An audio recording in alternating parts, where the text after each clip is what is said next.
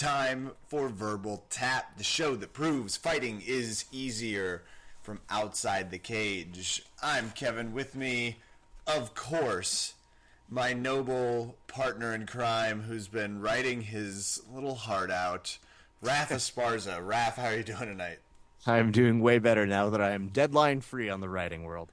You're deadline free. If any producers over at which networks? NBC, ABC, Fox, even Lifetime, if they would hire us, you would write for them though. Oh basically. Yeah, no problem. So did you get drunk to celebrate finishing your deadlines? I wanted to. Actually, no, I did the opposite. I had to go help my family with manual labor. That is the opposite of going and getting drunk. Very good. It was really bad. All right. Oh, God. You want to try this new thing we're about to do? We're going to watch the winner of the absolute finals at Worlds in Jiu-Jitsu, Rodolfo Vieira. Took place today. Yes, versus Marcus Buchecha Almeida. Raf went in and found it. So you ready to hit play at the same time? Oh, yeah. I've totally... Oh, shit. Was I not supposed to be playing it right now? I'm so far ahead of you. All right, I'll go back. I'll totally go back. I feel like I said it's in 01 and it's paused. I thought that you said you were doing it. Like when you said okay, I didn't realize it was okay we're recording. It was okay we're recording. I thought it was okay we're recording and watching it.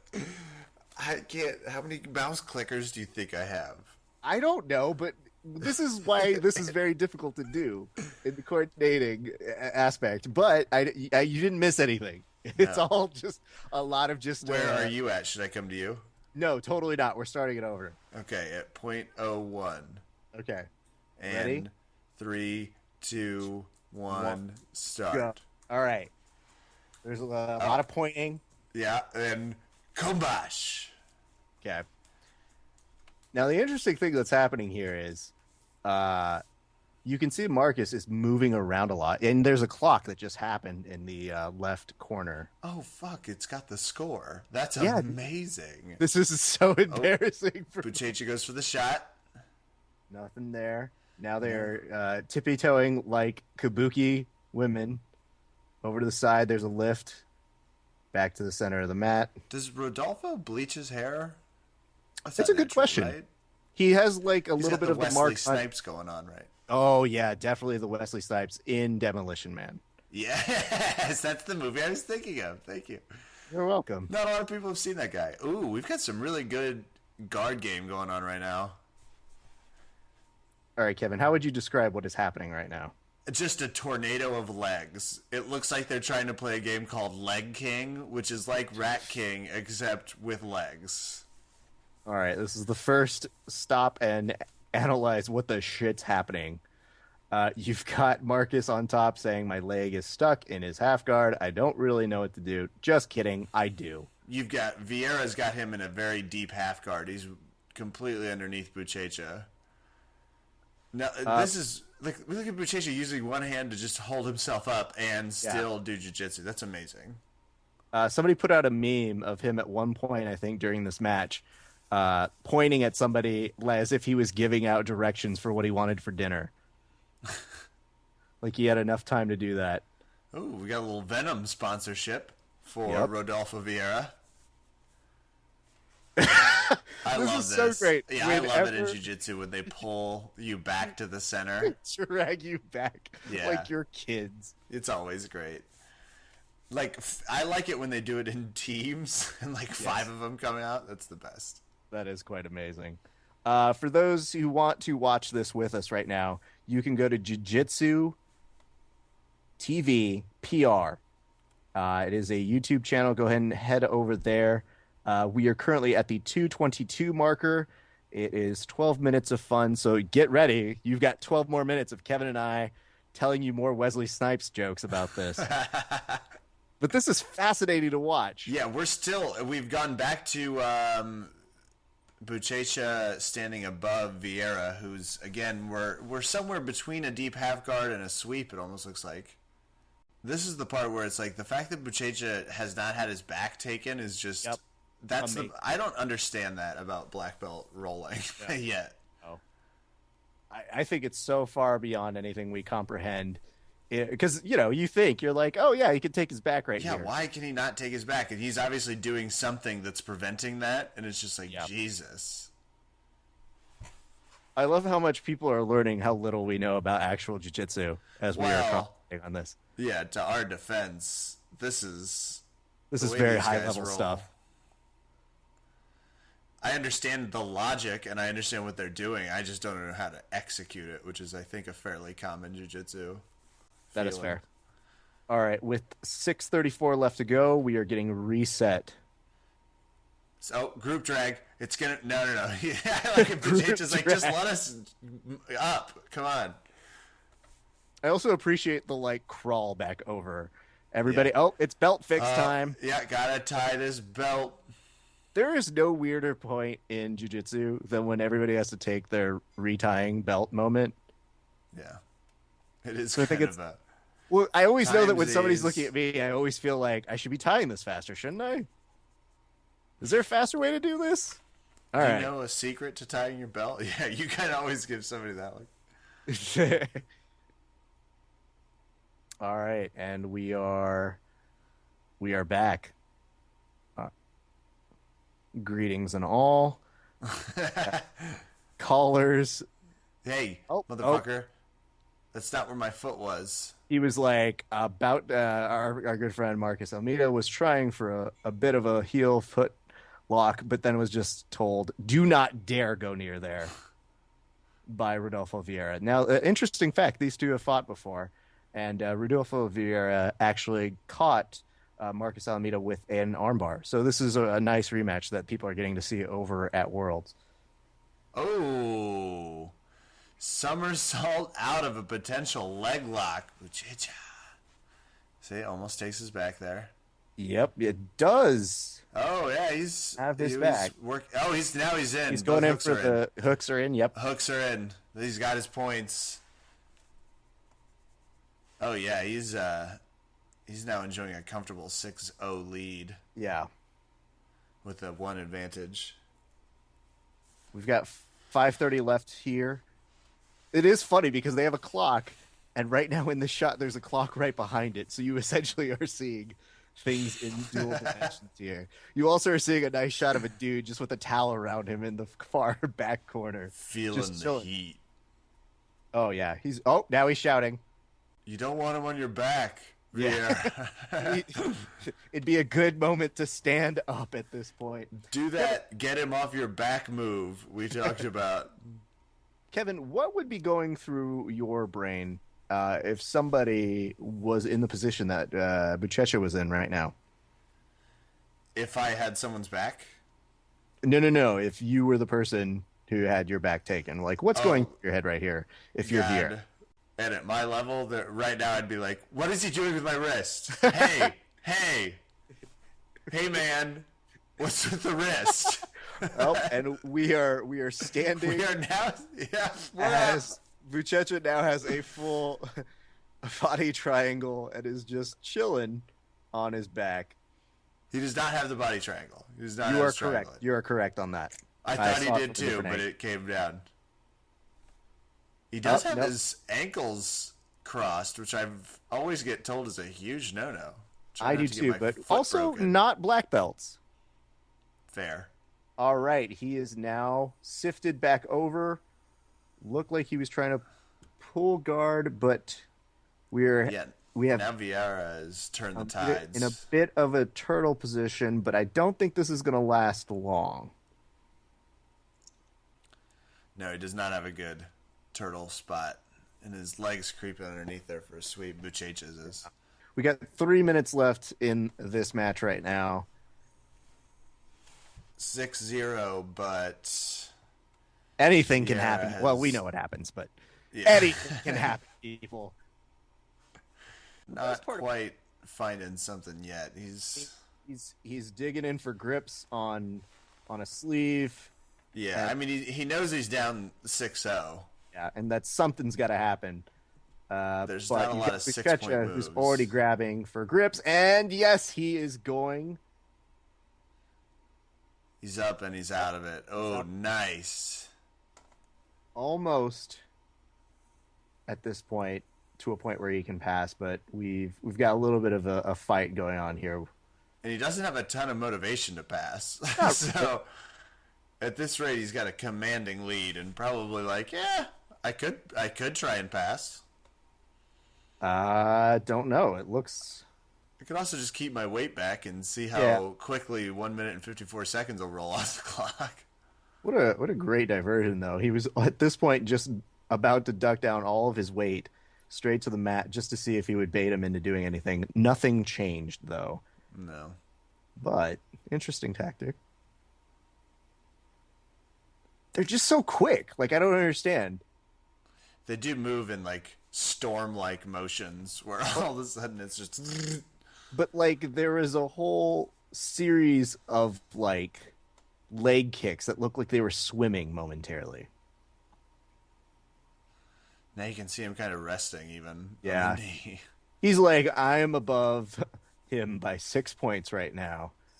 About to be more too if I can get If his I can leg get out this, of the way. yep. And guess what? Oh. Ooh. Yeah, again, let's see how quickly a minute will pass. He's about to get an advantage. Oh. Nope, he's about to get. At this point, do we already have? He's fighting it really nicely, though. Props to Rodolfo. This is just jiu-jitsu at its best. And do we have? No? Now he's in some trouble. See, this is one of those things about the rules. Maybe I don't understand. Cause it's like, how is that not a mount? How is he not? They did just reward points, though. Yeah. Oh. Yeah. Okay. Never mind. It was. Okay. I was just wondering if we had What was this not about? Oh. Well, that's the whole thing. Is when I see it, I just go, "Wait, how do you count? 1, 2, 3? Like, Yeah. That's my feel problem. I feel We there also should be have like a light that goes on. That's like, you got mount light, We have a possible armbar attempt here, but which is the move that he lost to Vieira at last year. you can really see that's what he wants. And time is finished. Not that that was a pretty big spanking. Yeah. Now they embrace. I don't know why we were fighting each other. You're my brother. No, I'm just kidding. I really don't like you. Yeah. Good work, buddy. Oh, that was great. So here's the question. Nice. How confused are you if you just listen to us? Yeah, you've got to be scale of 1 to 10. Give us a jiu-jitsu nerd versus not. Yeah. Oh, everybody's crazy. Lots of people have lost shirts in their stands. Which is always good. UFC on Fuel 10 this weekend, Raf. Who do you got? In that main card, we've got Nogueira, whom we just interviewed with Mr. Albertine. That's who I think I want to win. I'm a little torn. I'm going to tell you why. You like Verdun? I do. Well, I actually got the chance to go train at Verdum's over here in the beautiful Los Angeles area. Great place. It's a nice, cool little space, and got to train with one of his jiu-jitsu and wrestling guys, who is, I guess, Tito Ortiz's jiu-jitsu coach. Pretty amazing. I've never been slammed so hard in my life. Nice. Ever. Yeah, it was one of those ones, too, where as you're about to get slammed to the mat, you go, this is amazing, except that it's happening to me. And then you do that breathe in real quick. That. Yeah, well, the thing is like, at least when you're prepared for it, you know how to kind of brace for impact, as opposed to those ones where if you just get like swept and you're like, I don't understand how that happened, but I'm on my head. That didn't go well. But anyway, the people there couldn't be more amazing. So I do have an affinity to them. Their training is quite awesome. But I, like you, I think, have to go with the Nogueira. All right. You've heard it here. So, big moments for us. We're predicting some fights. We're trying out some new segments where Raf and I enjoy our nerdiness over jiu-jitsu live here on Ground. But would if you like indulge to... us for that, thank you. Because a Yeah, lot of it, I'm sure, just sounded like, ooh, that's happening. Yes. Yay, advantage. Really appreciate it. This is where I would be screaming, and he appears to be super comfortable. Okay, and that's a wrap. You want to bring on our guest, the hilarious Dave the Caveman Rickels? I think it's time.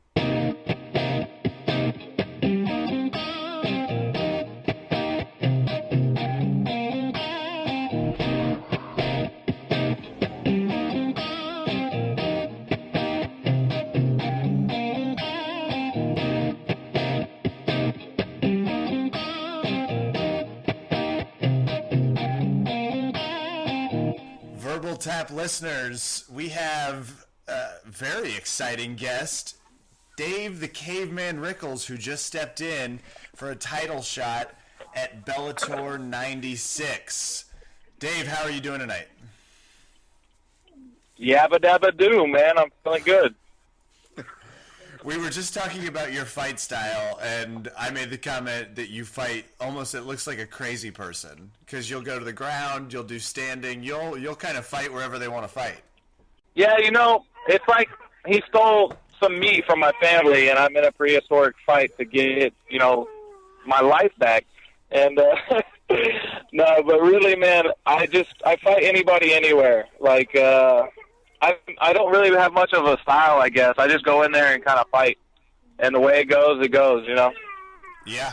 Now, do you want to tell us where exactly you got the nickname Caveman from? Well, sorry, I got a baby crying in the back. My little one. I understand. But my name came from, I joined It's your baby, right? Just to make sure. Yeah, it is, actually. Okay. Then we're good. Okay. A little mixed breed Asian baby. She's beautiful. Nice. But Caveman came from I kind of earned that name. I joined the gym and I kind of fight. I've always fought kind of the same way. Like we can fight anywhere you want to fight. And I joined a gym and there was a lot better fighters than me. I didn't know much at all. I watched UFC one time, man. I thought I had the moves. And I went in there, and I got beat up for a while, and I just was tough enough to stick in there, and I have a, protruding forehead that was able to smash fists and, take fists, and it's been, I don't know. Caveman came about from just taking beatings, man. When you're saying the gym, what gym was that? Oh, yeah, I apologize. JMTK, it's a Wichita gym. It's affiliated with Saxon Janjira out of Texas. A world-renowned Muay Thai fighter himself, Saxon. He trained my coach, and my coach trained me in Muay Thai, and, there was a jiu-jitsu coach, too, there. So I picked up MMA pretty quick, and I had my first fight in, 6-7 months or something like that. So I kept the ball rolling quick. Your first fight was 6 or 7 months after you started training. Yeah. I've always been pretty athletic, and, like I said, I was tough enough and just athletic enough. I might not look like some super athlete, but I'm really competitive, and, I'll go after anybody. You're training out in Wichita. When did you transition from training in Wichita to meeting Joe Wilk and training over at CSC? Well, I always felt really good with my striking game, and then, through my pro career, I noticed, I was getting taken down a lot. And I had a fight where I got taken down over and over again, and I was just lucky enough to flying knee the dude at literally the last 10 seconds. And, that kind of just hit me in the head like, man, I could have lost that fight, So I was like, man, I got to work on some ground game. And I talked to Joe Wilk a couple times, and, he's a black belt and pretty good grappler himself. So, that's the transition I made for my career. What year is this that you're switching over? Let's see. I graduated high school in 2007. That's when I started training. So, man, I don't know. 2011, I started training with Joe Wilk. Cool. I fought as an amateur a couple of years, turned pro. It's been a couple of years of that now, too. So, it's all been pretty quick, it seems. So, it's a pretty crazy ride. No kidding. 7 years total. That's not bad at all. Yeah, I feel pretty good with what I've accomplished so far, And I think I got a lot of time in the sport still. And hopefully, never been knocked out. I'm not going to be like I almost said something messed up, but well, tell us. Don't censor yourself when you're going to say something messed up. Well, I was gonna say a retard, but that's like not correct. You know, like I feel really bad. But so to be fair, basically, I do a show with someone who you might call that, but we don't speak of it. It's okay. Wait, Our are you listeners talking are- about me? Because this is about to get serious. I was going to stand yeah, idly by. you're gonna have a verbal scrap right now. We But no, have to, I don't want to be brain dead, man. So I've been lucky enough to like protect myself just enough. We're calling any fight we have from now on verbal scraps, by the way. That's why you bring Dave the Caveman Rickels on the show. Just talk MMA and for a few gems. I'm changing your vocab up, man. Somebody's got to. Now, Caveman, we got to ask, were you at Joe Wilkes' last fight? I was. Okay, can you talk us through that fight? Because we wanted to see it, and we ended up seeing it on video, but we wanted to get your perspective on what happened. Man, my perspective, you know, Joe was doing great, man. Joe is, he's always, man, like, I've always known him to do very well. You know, he comes out strong every single time. You better be ready to scrap right from the bell. And, you know, he kind of showed that, came after the dude. Definitely got close to finishing the guy in the first round, I thought. A few times. But that dude was tough as hell, man. So, you know, second round, he gets kicked in the head. He let his hands down at the end of the first round, gets kicked in the head, gets a cut, little blood going. You know, second round comes around, he does pretty good. I thought he won that round definitively, too. And then, man, just third round, I think he just, you know, he might have expelled most of his energy. He was pretty tired, and then the second cut he got over his head he was leaking bad. Yeah. And, you know, my take on it was he got slippery. He was kind of tired. I mean, when a guy gets a back mount like that on you, it's so hard to get up when you're tired and bloody, and you can't, you know, see anything that's going on. So, I don't know. He just got in a tough spot, man, and, you know, it ended up the way he did. You talked to him after the fight, and what did you say? Dude, I was screaming, "Get the fuck up! Get the fuck up!" Dude, I don't know how he didn't hear me. I don't know. I was like, I wanted to jump up there and pull his ass out from under that dude. But, yeah, I mean, if he'd have made it that round, even if he'd have got his ass whooped, you know, bell to bell, he'd have still won the fight, you know. But, you know, that's part of the game, so. Yeah, it's part of what makes MMA. And it's way easier to say get up than actually doing it, you know? Yeah. That's verbal tap. We understand. Our motto is that fighting's easier from outside the cage. Like from outside, dude, it's a lot easier. I'm actually secretly a professional keyboard warrior as well. So, really, you know, I'm also an MMA keyboard warrior. You have a top secret MMA journalistic side? Is that what we're hearing? No, basically like a shit-talking side where I can just talk trash and get people pissed off. We have a website that's also a perfect medium for that, VerbalTapCast.com. So if you ever feel like you're particularly inspired to make a video, put it out as news. I'll even edit it. Man, you know what we do need to do for we need to do a food eating competition between me and Joe Wilkes. We can just get like 200 crab rangoons and see who can eat the most. Wait.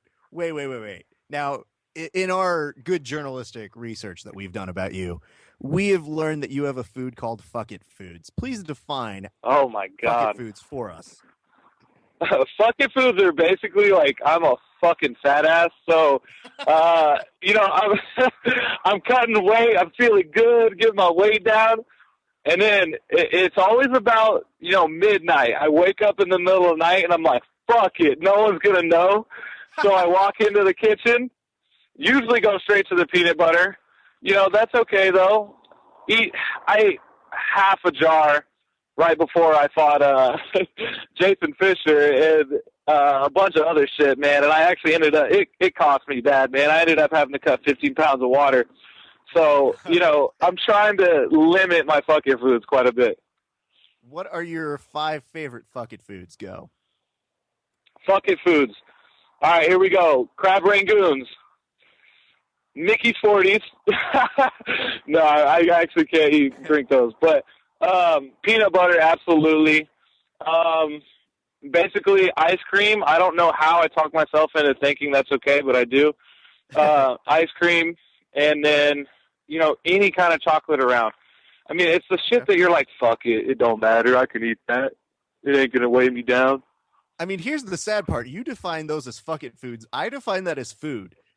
Is that a problem? I don't know. When you're like, see, I'm 190 pounds right now, and I cut to 55, so it's pretty tough. It's brutal. I hate cutting weight. That's why I fought at 70 most of my career.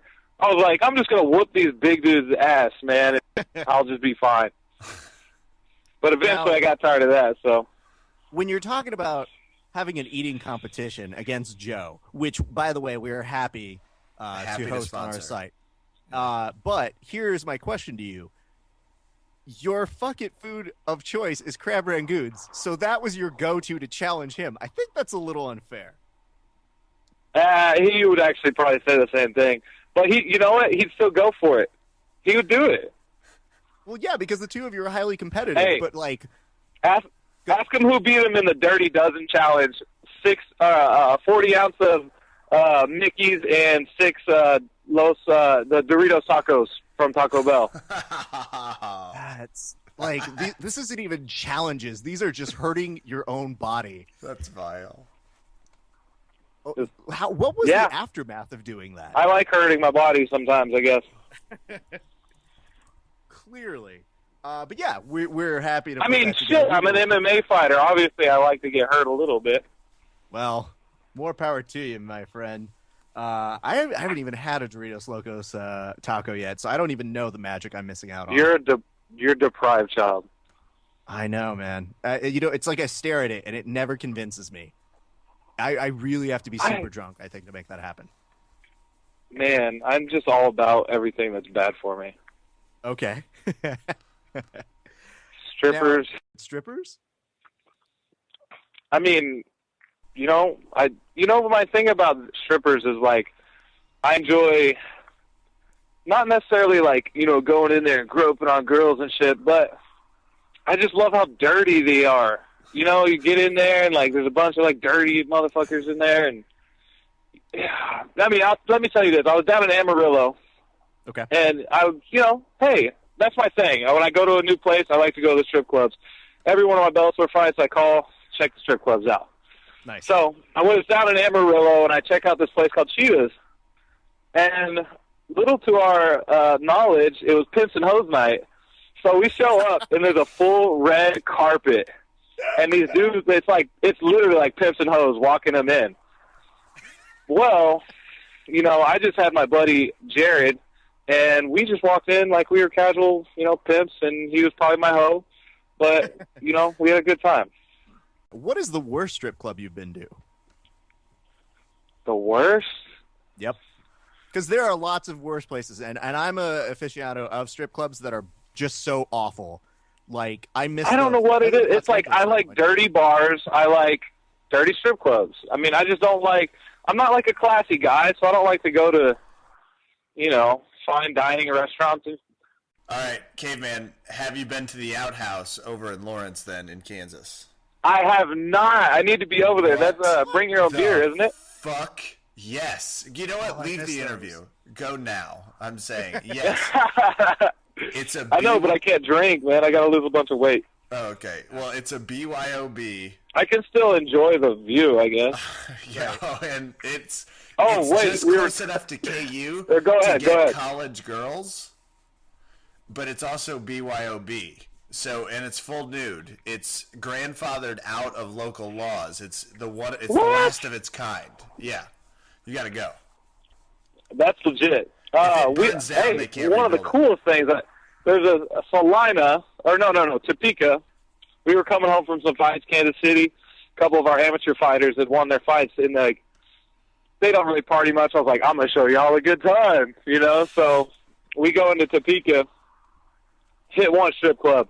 They're going crazy like they'd never seen titties before, throwing money around and stuff, and we get them pretty drunk, and we head over to, like, it's an after hours, man. I don't know how they do it over there in Topeka, but after 2 a.m., the other strip club down the street opens up, and they serve all-you-can-eat biscuits and gravy.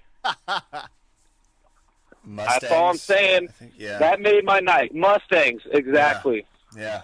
Well, listen. So basically, end of story. That's my favorite strip club of all time now. They're entrepreneurs. And if we can get back to the fight world, though, I'm happy to do another 45 minutes on strippers. We just only have you for a set amount of time. We can have you come back and do an entire show based just on strippers another time. Yeah. Well, let's do that sometime. Verbal Tap strippers edition. We'll just, okay. Take us through how you get into the Bellator tournament, because that's a big turning point for you. You're now, I mean, you're sort of a star, especially after your intro, the controversial knockout at the end. Talk us through how that first tournament came to fruition for you. You want me to talk about my 55 tournament? Yeah. Because I did the 70 before that. I just wasn't sure. Oh, I'm sorry. Yes, no, the one that you just won, the 155. Yeah. You know, well, I fought Jason Fisher in end of November, going into December. I won that fight, and it was basically like a placement into the tournament. So I won, that fight, ended up getting into the tournament, put a licking on Lloyd Woodard. I thought the way we looked at the brackets, they had Pitbull on the other side, and we were like, man, it's going to be me and Pitbull in the finals, if I can get past Woodard. Because, I'm always testing myself, I feel like, with every fight because I'm still pretty new to the game. So I beat Woodard, and I move on. I'm really happy about it. Ends up, crazy stuff happens to Sarnovsky. He breaks his hand. I was looking forward to beating him up. And then, Jason Fisher, that guy's awesome, man. I ended up beating him again. I beat him quite handedly the second time we fought, and, I just feel like with every fight I'm getting a little bit better. So, I took that energy, went into the third fight with Saad, and, I think, like, something that drove me for that fight was, like, everyone's like, oh, are you scared of his power? Are you scared of his power? And I'm like, no, I've been hit hard my whole life by people that hit probably twice as hard as him. But, the thing is, I do respect his power. So I went in there and, I wanted to kickbox that fool up, and he ended up breaking his hand, and, I ended up knocking him out. So it went good. Yeah, and talk us through sort of that last fight and what happens immediately after, because you knock him out right at the end of the second round, if I'm correct. Yeah. So, into the second round, I hit him. I feel him falling. I hit him one more time on the way down. His face slides on the canvas.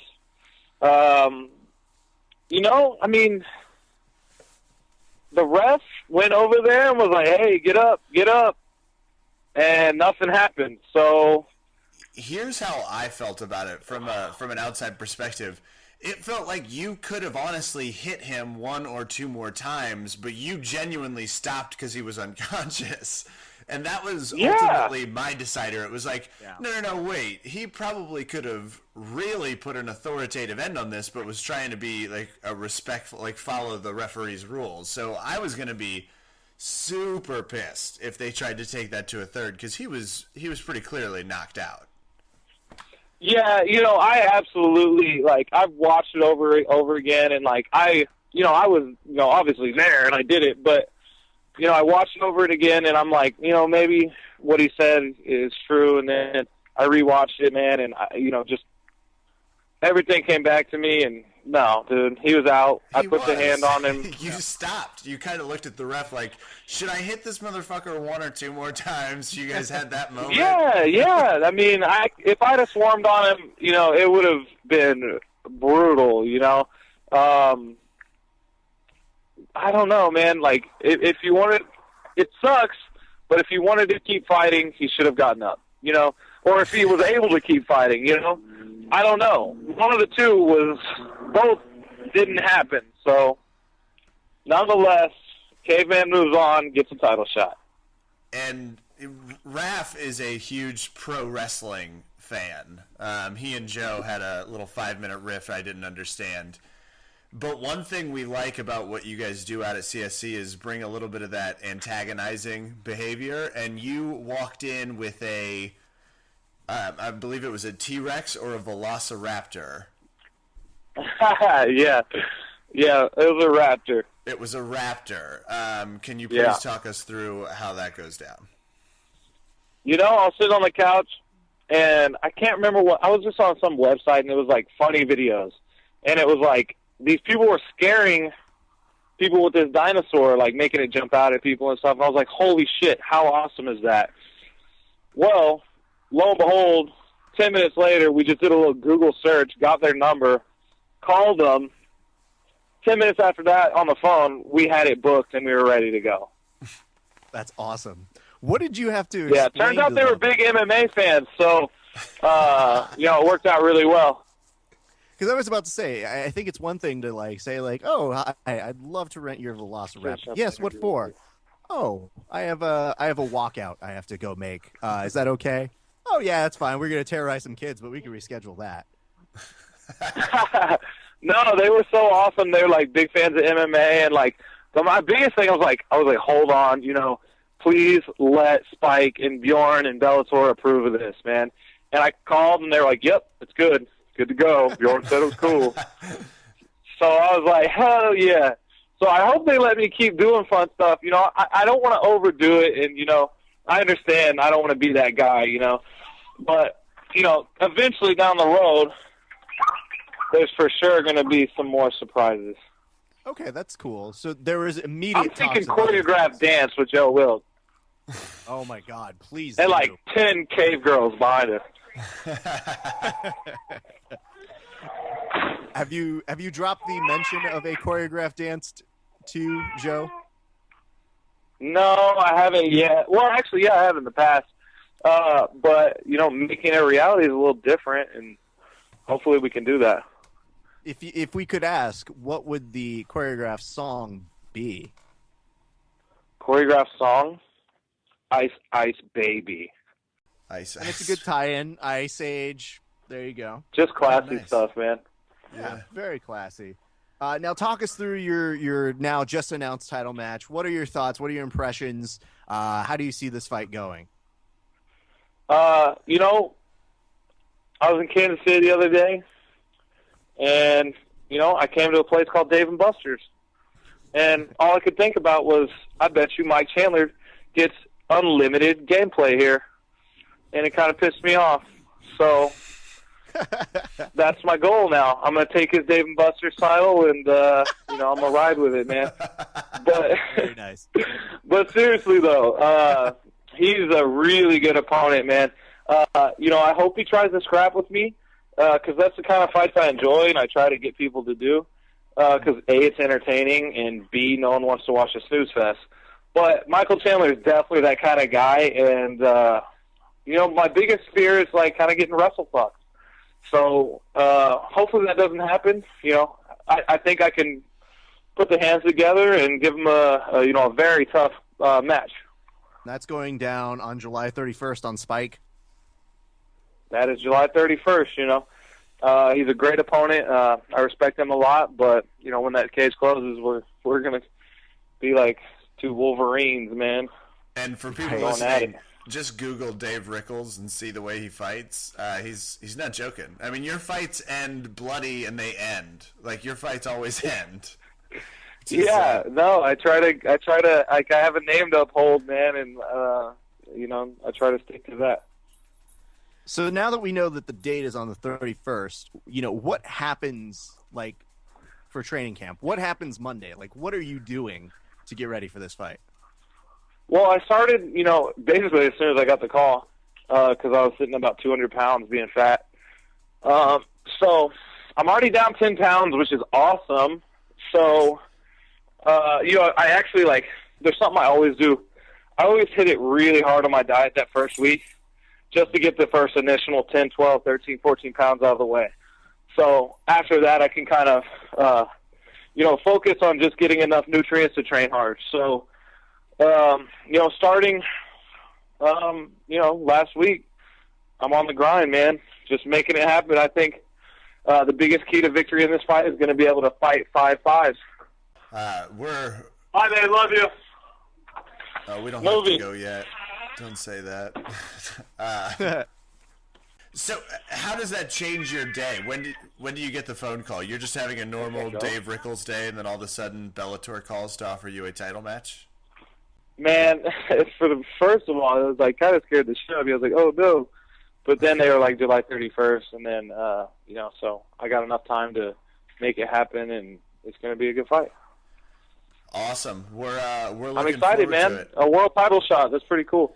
It's very cool, especially you're one of the few Kansas MMA people out there, and it's really exciting to see. It's just fun to watch on TV, someone from the fellow state. So what's next for Caveman big picture? What are you hoping to continue on in your fight career?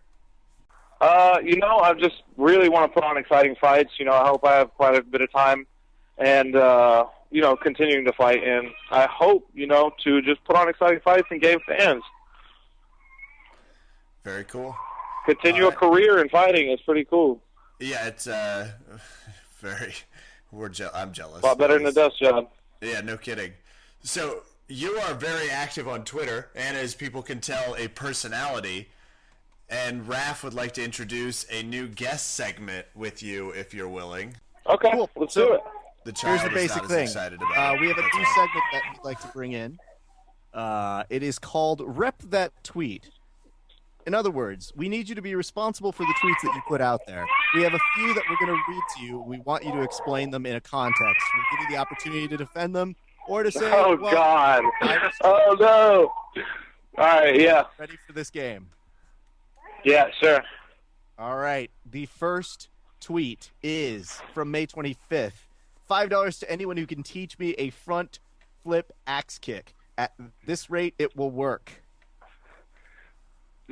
I don't even have to explain that. Watch MMA. People are starting to jump, side kick people in the face, and spinning back kicks and all sorts of crazy stuff, man. If you'd have told me 5 years ago top 10 fighters would be kicking each other with jumping back kicks, I would have slapped you in your face and told you to go home and karate's not real, dude. But, it's working out, man. It's crazy. This next one is at browsing up, down, left, right, XB. But seriously, that's how I feel. # confused? Man, it's an old video game code. Up, down, left, right. It's Mortal Kombat for one. You can use it on there. So ABAB. I just want to know why you were feeling that way. What does that entail? I'm just how the hell are people getting knocked out by spinning jump kicks, man? Keep your hands up. That's the first basic thing, man, is someone jumps at you flying with a kick. I'm going to put my hands up, probably. So I'm just kind of confused at, how this stuff is working. And I'm knocking on wood right now because I don't want to get hit with one of those kicks. Yeah, that's the... Okay. That's fair. I just didn't know that, is that the first thing? As a non-fighter, I don't really have this insight. But, if somebody's doing that kick, is that your first thought, up, down, up, down? I'm they must be cheating somehow. Very nice. We'll get to our next one, which is May 23rd. Raptors are the gangbangers of the Jurassic period. # History Channel. Man, I was watching a nature documentary on raptors on the History Channel, and it was awesome, man. Dude, that's exactly what the dude was saying. He was they roll around in packs, they go hard. Raptors are the most gangster crew of the Jurassic period, and that might not have been word for word, but that's how I felt when they were talking. And it's they were strapped with lethal claws, and no one else had those. So okay. All right. They were gangbangers, jumping on, 8-on-1. That's not fair. We know that's not fair. That's what people do.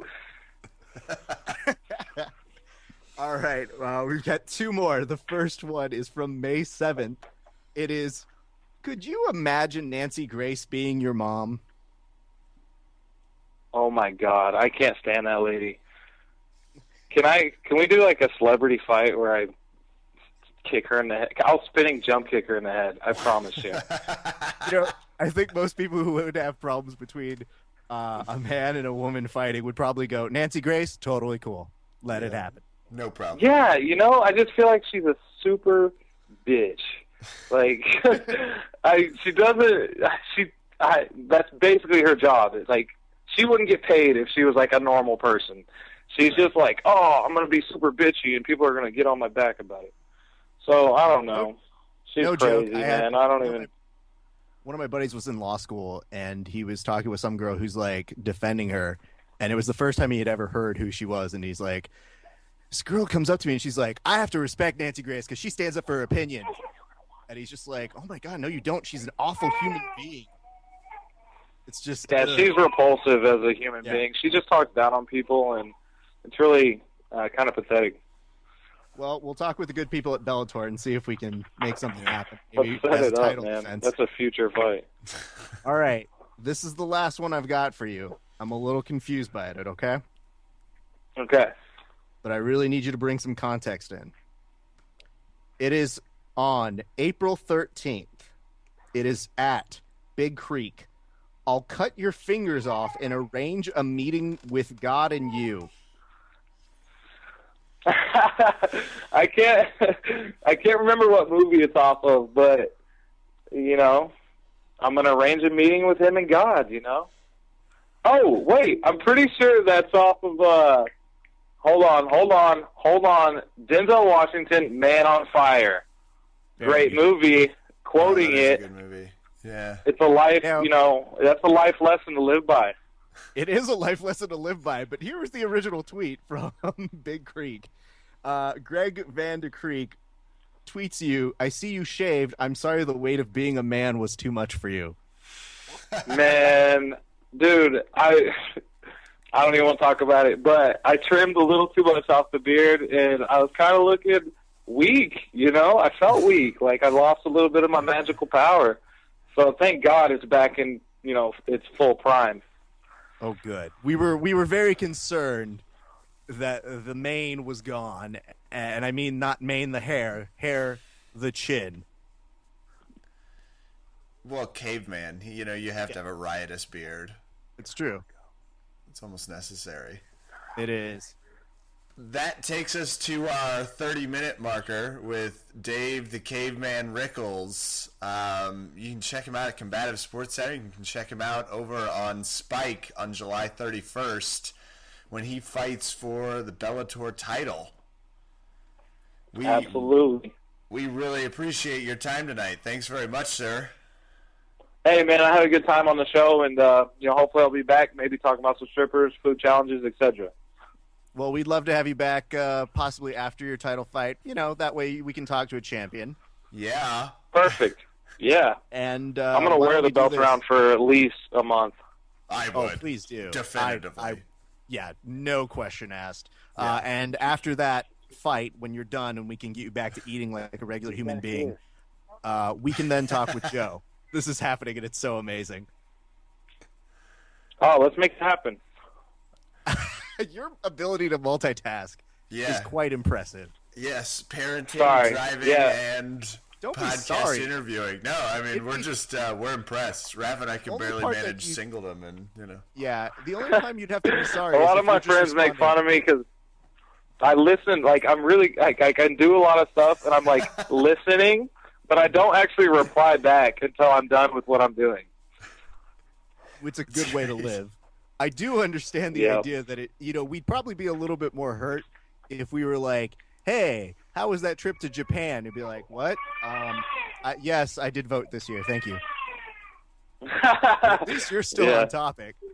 I'm still on it, man. Appreciate it. All right, Verbal Tap listeners, that's Dave the Caveman Rickels. Thanks, Caveman. All right, bro. Thank you.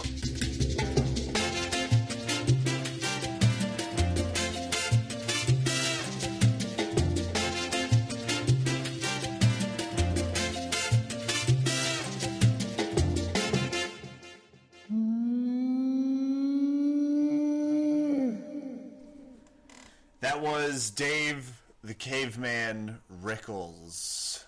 And that interview was brought to you by BJJFinder.com, world's premier Brazilian Jiu-Jitsu school locator. Maybe they'll even start playing Raf and I's color commentary on the site in the coming future. You never For know. sure they won't. Well, yeah, probably, but offer stands for any and all they're interested. No, go check out BJJ Finder. Raf, what do you think of the Caveman? Pretty funny guy, right? Really funny guy. I mean, we've known he's always been a colorful character, but it was absolutely a delight to get him on the podcast and talking about strippers. How did we get there? Hey, you can never force that into a conversation. It only arrives organically, and then it just grew. All of that phrasing sounded exactly awful. It didn't. I forced it. I wasn't in full defense mode. I haven't had to practice this in a little while. Like, you realize everything you just said applies to a stripper as well, right? Phrasing. Yes. Okay. That's what I was really hoping with the organically. You were not, and I was so ready to be like, if he is at all cognizant that he's saying these things, it could be hilarious, but he's just saying them and has no idea they're inherently hysterical. You know, we could start a strip club called, well, let's not call it Verbal Tap. Let's call it, like, Cage Fighters or something. Name it Super Masculine so guys can just come to it, and then we'll kind of set it up like little mini octagons instead of dance floors. Oh, my God. By day, it's a very competitive self-defense and jiu-jitsu school. By night, it's a very successful cabaret lounge. It's the most disease-ridden place anybody's ever been to. I guess I'm just feeling a little flirtatious with the idea of turning mixed martial arts into a nightclub based off of the UFC cover page right now. Raf, have you sauntered on over to UFC.com today to see what they are adorning it with? Oh, I sauntered, and I saw the adornedness. What the shit is... All of your phrasings are just out the window at this point. We've done the interview. Kevin's just given up, and it can't even form sentences anymore. Yeah, I don't know why I'm talking like it's the 1970s and I'm from the South and a woman, but for some reason or another, it's Chuck Liddell with 3 women on each side that says the UFC takes over Las Vegas. The ultimate pool parties, bashes, park crawls. It's just this basically lustful. Oh, shit. I just realized what that is. What? They're promoting it the week I'm there. I'm actually going to UFC 162. And this is UFC takes over the town with pool parties, bar crawls, concerts, AMY, MMA, and more starting July 3rd. So they're really just telling you, hey, come party with Chuck Liddell and these broads. That's basically what they're saying, yeah. Wow. I'll be there. Great. I'm going to go give Chuck Liddell a high five and say, you are working hard in your retirement, aren't you, sir? This desk job looks incredibly difficult. Loved that photo of you with 3 women on each side. And the best part is, on the same site, they now have something underneath that fight week with him and just chilling with like all the models that just says bikini season. It is there. Oh, dynamite. How are we not a regular segment called Hating the Man, brought to you by UFC? Are you ready to do some shout-outs? Yes, I'm ready to do some shout-outs. Some shout-outs. You had a little attitude to the show and touts, and You're not that's saying what happens. anything right anymore. BJJ and MMA Academy over in Chantilly, VA. No Concept Jiu-Jitsu out in Maryland. Gonna do quite a bit of training with them. Awesome. This is a personal. This is a family one. If anyone's looking to help out a good cause, go to Indiegogo and look for the Seeding Agricultural Traditions Fund a Farmer's Dream of Ownership. Indiegogo. Look up Neverland Organic Farm. Help donate to a good cause. Raf, do you have any shout-outs? I do. None of them involve Neverland Ranch. I'm so Neverland sorry. Farm. Is that what that is? It's very different. I'm very sorry. I'm very, very illiterate. Unlike other people I know. But anyway, yeah, we got a few shout outs. Let's go ahead and give a shout out to Dream BJJ, which is hosting a tournament with us over at Valley Martial Arts Center. VMAC. Over in North Hollywood on June 15th. It's going to be a great tournament, $30. Go sign up at Dream at BJJ. You can also find them on Facebook for more information. Come do our tournament. It's going to be great. I think it's going to be a lot of fun, and you'll even get to meet me. That's a thing, right? Yeah. Yeah. Other stuff that's going on. Let's give shout-outs. I want to give shout-outs to everybody who read anything I was writing this week for scriptage and whatever. You guys were very helpful. Kevin gave me some great notes as well this week, so props to Kevin as well. Yeah, I read your New Girl spec. It was pretty funny. You write back and forths really well, like lapses in time. What's the official? You call them cutaways. They're usually flashbacks. Yeah, flashbacks. Yeah. But like cutaways in the story. There were some really good setups and punchlines that I did not see coming in the New Girl. Thank you. And yeah, I like that. Yeah, so I'm very much appreciative to Kevin, all the good people who gave me notes. Thank you guys for taking out time. I think it made it a pretty fun thing in the end. We got one other shout out that we were asked to make, and we're happy to do this one from Phil Sperania. I think that's how he says his name. I always screw up his name. Always. He says it's like lasagna, but okay. Phil Sperania. It rhymes with lasagna, or it's like Sperania? Because I think it's Sperania. It's got to be. You think? Yeah. I And don't- you should listen to me because I'm the world's worst announcer at names. So It's that's true. okay. I don't know why I had a fleeting moment of like, oh, really? You're I helping heard me you be out? like, is that right? It's like, I don't know. Anyway. But Phil's easy to say, and we like Phil, so go ahead. Like Phil. Phil sent us this wonderful article about a restaurant that is doing a fundraiser that's for a wounded warrior, Captain Derek Herrera, on June 8th at the Orange Avenue restaurant. It's going to be for helping a wounded Marine who used to do MMA and BJJ try and raise enough money to get a revolutionary machine by Rewalk, which is a battery-powered exoskeleton. That's a really, really cool thing, and we appreciate him passing it on. We hope that works well. So that date again, June 8th, Orange Avenue, and we wish him all the best. We hope he's able to raise that money, and please let us know how that goes, so that way we can update all the people who are listening. And if you guys are so inclined, please go ahead and find out and reach out to them to see how you can help. That is for Captain Derek Herrera out in Colorado. We wish you the best, man. And Verbal Tap will be right back to say goodnight.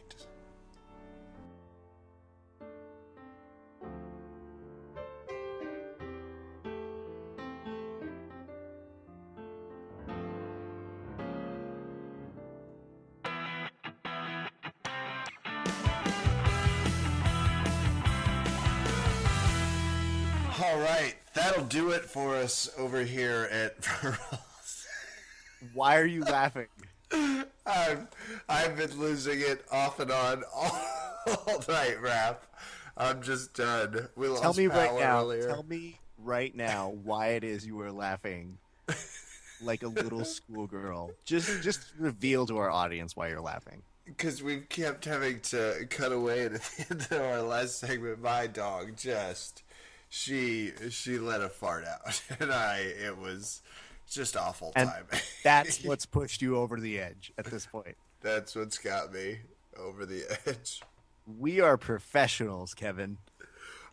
You're a professional. I'm still rocking around my amateur status. I'm gonna argue.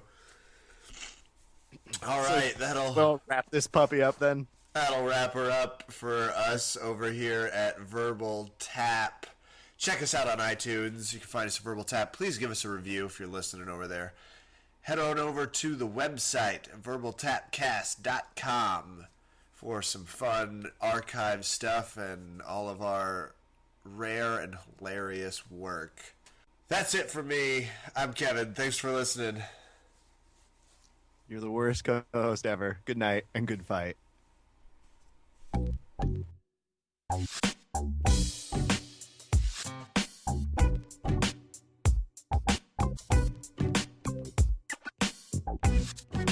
They are trying to make You have to redo that. I gotta redo it. You're so fucking awful. No, I stopped recording, thank God. Oh, fuck you. Every time I have a fucking mess up, it's always on record, or it's just you taking something that I'm saying silly off of whatever context. But whatever you fuck up, it's like, oh, I wasn't recording that because I knew I suck. I definitely got, I think, the beginning of me laughing, and I'll post that just to where it's a non-potential that you can't tell. I'm just laughing so violently at